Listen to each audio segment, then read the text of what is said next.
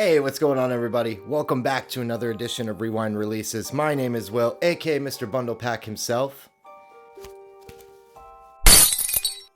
And welcome to my Halloween double feature.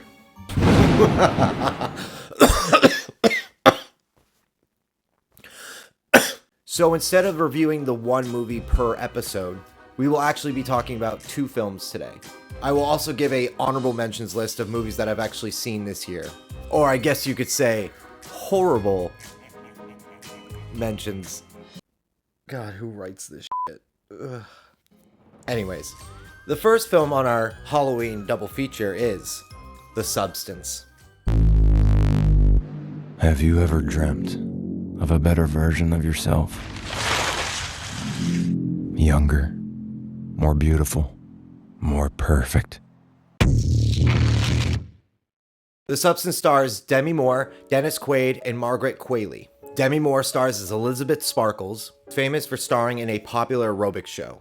Elizabeth is told horrible news on her 50th birthday when she finds out that her producer, played by Dennis Quaid, is firing her. Elizabeth is then introduced to a secret laboratory that offers her The Substance, with the promise to transform her into an enhanced version of herself. With a budget of $17.5 million, making $31.4 million in the box office globally, with a 91% critic score on Rotten Tomatoes and an 8.3 out of 10 on IMDb. I had no idea how insane this film was going to be. And if anyone has seen this film already, I think you'll all agree with me when I say, you'll never look at boobs the same way again. Demi Moore is amazing in this. I truly believe that this is her best performance ever. And I was surprised on how much nudity was going to be in this film. I gotta give Demi Moore some credit because at 61 years of age, she still looks amazing. I mean, she's had an incredible career. From shaving her head in G.I. Jane, to her going into this role and being fully nude. I think this just is a good reminder for people on just how talented she is as an actress. You have to control yourself!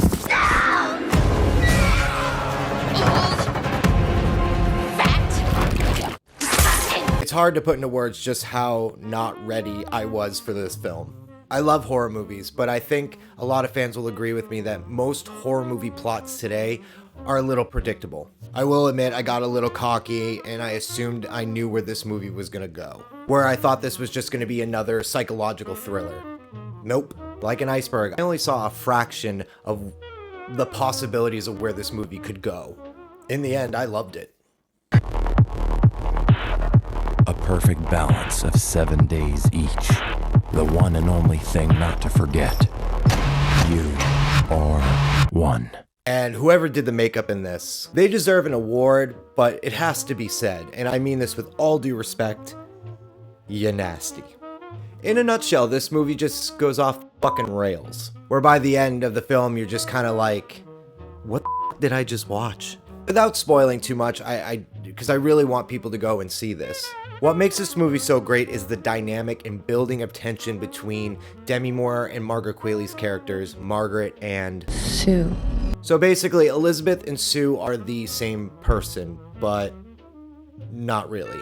When Elizabeth injects The Substance, it creates a full-grown adult body inside of Elizabeth and then rips out of her back, thus creating Elizabeth's younger surrogate, Sue. But like all things in life, not everything is that simple. The one important rule that must be followed between Elizabeth and Sue is that the two cannot exist at the same time. Where Elizabeth must switch between her true self and her alter ego Sue every week on the dot, or they face dire consequences. And that's where everything hits the fan. That's where the shit hits the fan. That's where the shit hits the fan. Shit fan. Fan shit. I'll stop. There is a lot that I loved about this film, even though I got grossed out majority of the time. The cinematography is amazing and it's well crafted. A lot of the shots are very up close, POV kind of shots that really make scenes even more uncomfortable. Not to mention, I gotta give props to the sound guy who made watching this movie so much more uncomfortable by adding all like the sloshing and wet sounds, all the body horror scenes, just disgustingly amazing. This balance is not working! would you like to stop? Would you like to stop? Would you like to stop? Would you like to stop? There's a scene that's in the trailer where you see Dennis Quaid is firing Elizabeth Demi Moore's character while eating sushi. Just chewing with his mouth open, and the camera's like zoomed in right on Quaid's mouth. And it's just covered in butter and spit. Ugh. Where you see her sitting like across from him, just stone-faced, probably thinking to herself, God, this guy is such a prick. People always ask for something new. It's inevitable. At 50, well, it stops. What's funny is it's visually well done, but also so disgustingly gross. I just wanted to throw a towel at Dennis Quaid's face throughout that whole scene. The film's use of body horror is its bread and butter. The makeup and body designs are just terrifically twisted and disgusting. You see teeth slowly being ripped out, which is one of my worst nightmares. That felt like it went on forever. Toenails falling off or being ripped off. Then there's the last act of the movie. Just when you think this movie can't get any worse, all of a sudden you're just going, what the hell is even that? The best way I can describe the ending without spoiling it, it's like the ending of the movie Carrie mixed with the movie Tusk, but a billion times more insane.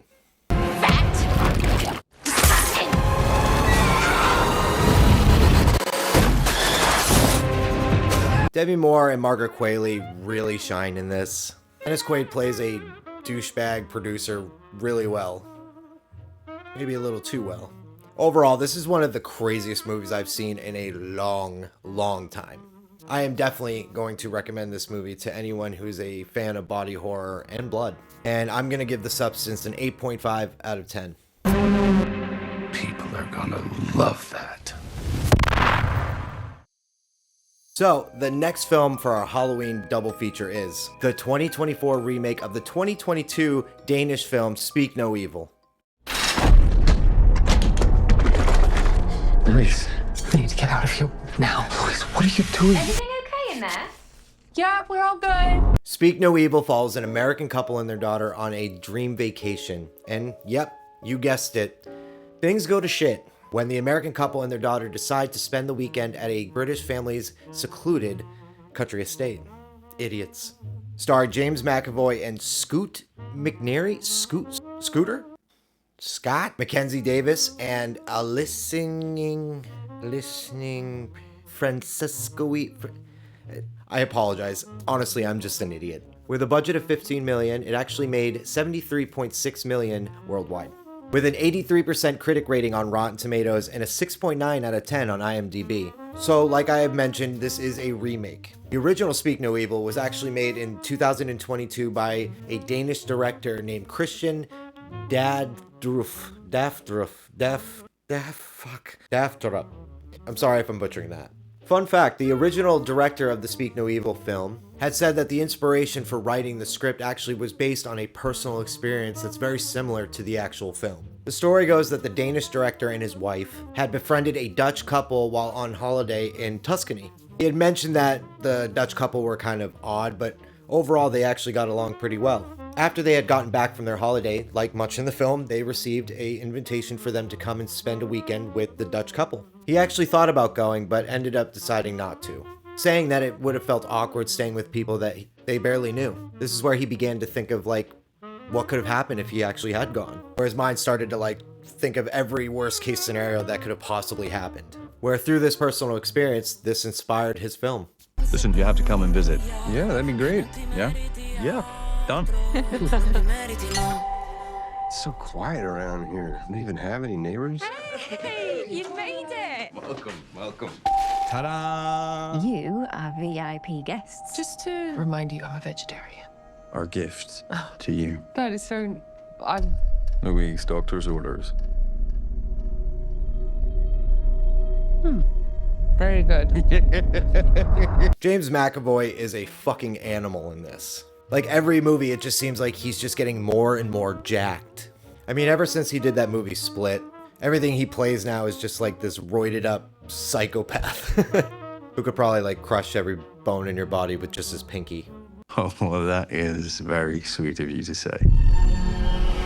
McAvoy plays a guy named Patty who's just super passive-aggressive, who always has an answer for everything, where throughout the film you just watch him constantly put people in such uncomfortable situations and push them to their outermost limits. But like throughout the whole film, his character is who really brings the overall tension and uncomfortability in this film. Maybe we don't chew with our mouths open. Please, could you stop telling my daughter what to do? You don't criticize other people's children. You should say sorry. It's okay. I'm sorry, Louise. Louise, is there anything you'd like to say? There's one line in this film that really gave me goosebumps. Without spoiling anything, but if you've seen the trailers, you pretty much have seen this movie. McNary's character Ben is tied up begging Patty to let him go, let his family go, blah blah blah. And like all people that are tied up or kidnapped in any type of thriller movie, Ben then goes and asks Patty, "Why are you doing this?" And I love Patty's answer because he replies with, "Because you let us." Ooh. For me, I feel like that line really embodies the whole feel of this movie. Mira, you're neither predator nor prey. I need you to be brave. I haven't seen the original 2022 film, but from what I looked up online, there's only a couple differences here and there. One example, the 2024 ending has a more cathartic ending, where the original has more of a bleak ending. James Watkins, who actually directed the 2024 version, had said he wanted to explore the original themes with a different perspective, an attempt to make a film that was fun and had thematic nourishment. Sure. Okay. Alright. After watching this, my first thought was like, wow, that was fun. And I did notice it had some thematic nourishment. What the fuck? 17 years. Wow. You get less for murder. Like one trope in thriller or horror movies that I really just can't stand is when people don't just trust their gut. There's a lot of moments like this in this movie, where the American couple should have really trusted their instincts from the get-go. Because you just keep seeing how sketchy this fucking British family is, and all the red flags that are just popping up, where I feel like any normal person would have spotted that and been like, fuck off. But what really sold me on this film and on the substance was the building of tension and these uncomfortable situations that you have to sit through. I think really worked well for both films. On top of amazing performances by everybody, even the kids. I'm not a huge fan of kid actors, but the kid who got his tongue cut out, I mean, he did really fucking good. Good job, kid. You did good. You did good. Here's a pat on the back. There's a football. Go fucking get it. Go get it. I really did enjoy this film a lot, and I definitely need to check out the first one, maybe make a video and compare the two. I would absolutely recommend this film. I will give Speak No Evil an 8 out of 10. You guys have been... Just a breath of fresh air. Oh, well, that is very sweet of you to say.